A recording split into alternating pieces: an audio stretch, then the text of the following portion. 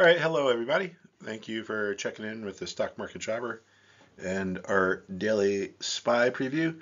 So it's kind of interesting what's going on. The market's moving higher, but it is showing signs of deteriorating what we would call internals. And that just means like what's going on behind the scenes. What's going on under the hood, what's going on behind the curtain, and I'll show you. So here's our S&P 500 ETF.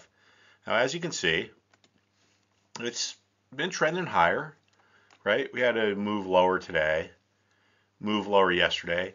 I think if you look at our technical analysis lesson for today, you can see when I talk about the weak action, action is something that is not quantifiable.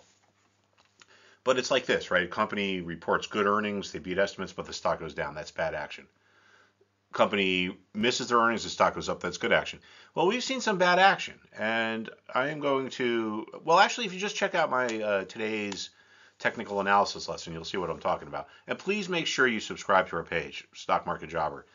All right, so anyway, you've been trending higher. Now, here's what I want to kind of address, that sometimes the benchmark indices like the S&P 500 mask underlying weakness. Now, let me explain what I mean by that. The S&P 500 is 500 stocks, okay? Two of them, Apple and Microsoft, make up, I don't know, about 13.5% of the index. If you add Amazon, it's about 15% of the index. So three stocks are 15% of an index that is 500. All right. So in theory, a lot of these stocks can be going down, but if the money that's going down, if people are selling other things and putting it into Apple and Microsoft, well, Apple and Microsoft might be going up, and that could pull the benchmark higher. So you could be looking at the benchmark, and when I say benchmark, I mean S&P 500. It's a benchmark because in the institutional trading world on Wall Street, people need something to be compared to. You can't just be like, oh, all right, well, whatever, blah, blah, blah. Are you up, you down? Most funds are compared to the benchmark, the S&P 500. So if the S&P 500 is up 5% and you're up 8%, you're doing a good job. If the S&P is up 5%, you're up 3%, you're doing a bad job.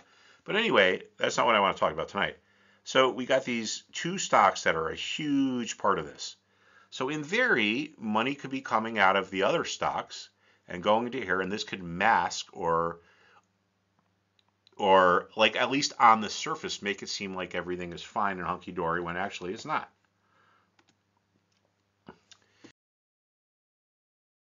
Now here we see Apple, right? This is almost like a flight to safety.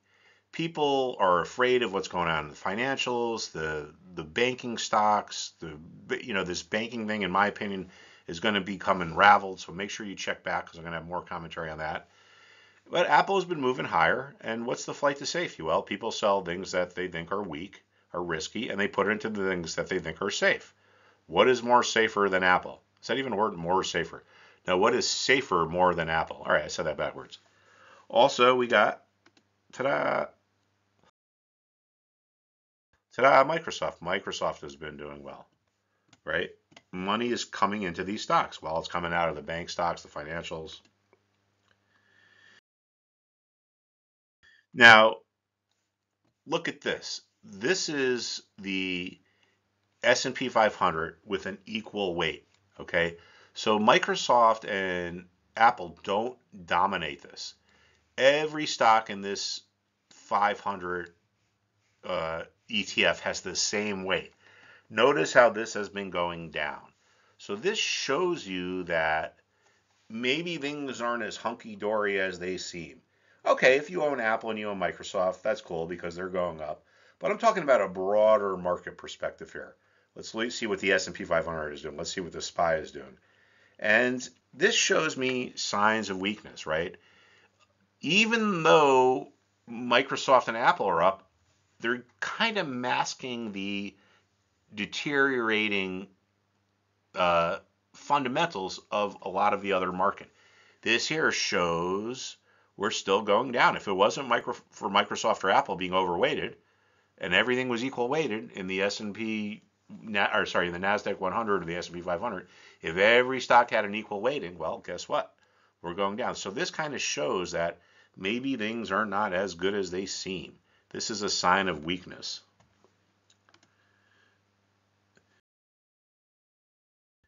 Now here is the Qs, right? The Nasdaq 100, the Qs. This is the biggest 100 stocks in the Nasdaq that are not financials. Notice how we've moved higher. We're testing resistance. Things look good, right? Been moving up. Now let's look at the equal weighted. Now, again, I can't emphasize this enough, right? In the Qs, Apple and Microsoft together make up, I don't know, 20-30% of it. So they dominate this benchmark. So there's money flowing out of other stocks and flowing into them. It's the flight to safety. And here's the thing, when the flight to safety ends, the market turns around and goes lower. So going up. Now let's take a look at an ETF that has the Nasdaq 100 stocks equally weighted. Every stock has the same weight, as opposed to this where Microsoft and Apple dominated.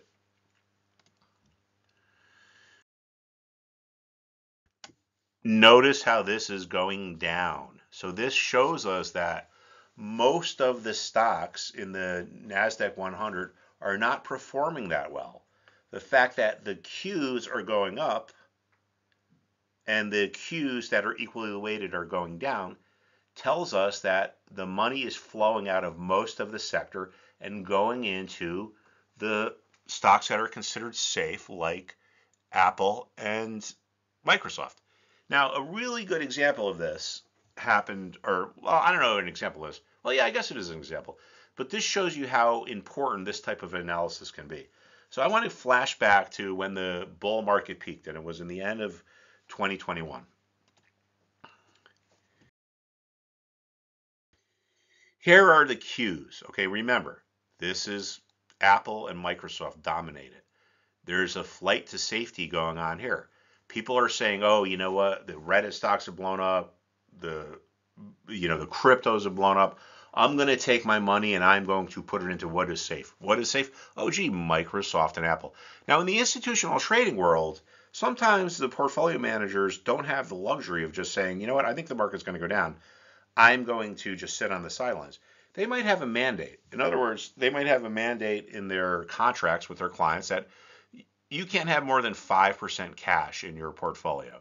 So you might think the market is going to go lower.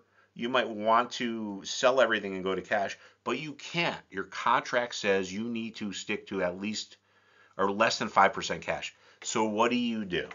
Right? You say, all right, well, the market sucks. The market's going to go lower. I'm going to sell this stuff and I'm going to put that money into things that are going to go down, but not as much. So here we have the flight to safety, right? This looks really good. Peaked in late December. And if you were long Microsoft and Apple and you sold here, great, good for you. But that's not what we're talking about. We're talking about a market analysis here. All right. So the Qs peaked in late December. Remember, this is dominated by Microsoft and Apple. The market was falling apart, but because of the way the benchmark is constructed, in this case it's the Nasdaq 100, it masked some of the weakness.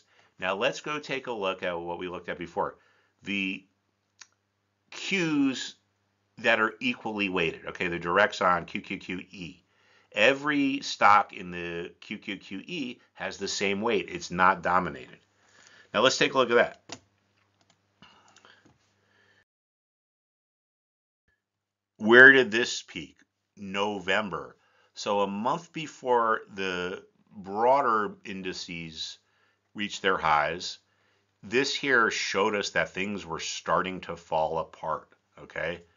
This shows us that if every stock had the equal weight, the market would be going lower. But because you have these stocks that are these behemoths, right, in theory, maybe 20 stocks are unchanged, 78 are going lower, but the money is flowing into Apple and Microsoft, and that could bring the broader benchmark higher. So stock market jobber, this is one of the things we look at. I've been doing this for a long time. I have a pretty good competency of how the market really works. So please make sure you subscribe to our page, check out our website, give us some likes, and come on back, because I think that Wall Street could be very confusing, and there's a couple of reasons. One is that Wall Street wants to make things confusing so they can charge high commissions and fees for things.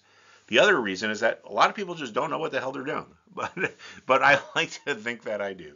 So please check back. Thank you for being a member of Stock Market Jobber. This is our SPY preview from March 23, 23, and I will talk to you soon.